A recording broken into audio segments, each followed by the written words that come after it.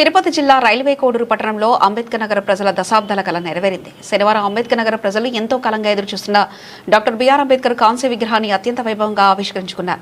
ఈ వేడుకకు ముఖ్య అతిథిగా హాజరైన విశ్రాంత జిల్లా జడ్పీ పి గుర్రప్ప చేతుల మీదుగా అంబేద్కర్ కాంస్య విగ్రహ ప్రారంభోత్సవం ఘనంగా జరిగింది.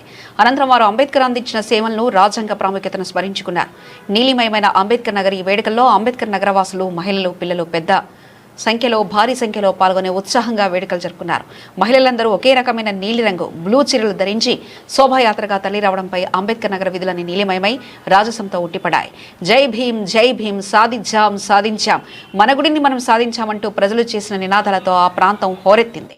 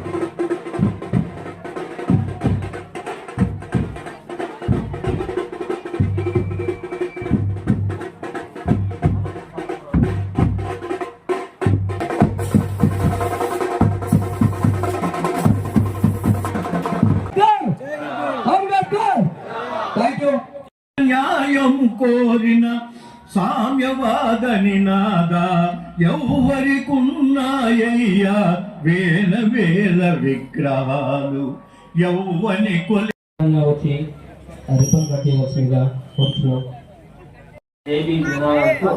ఆయన విగ్రహావిష్కరణ అనుకుంటున్నాం. జై భీమ్, జై భీమ్, జై భీమ్, జై భీమ్, జై భీమ్, జై భీమ్,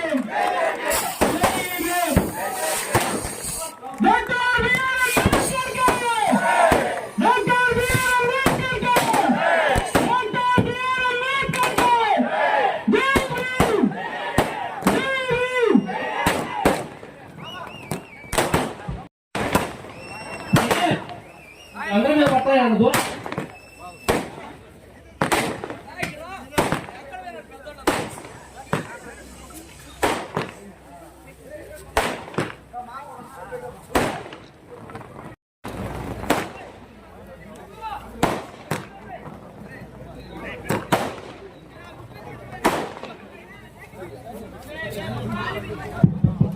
మన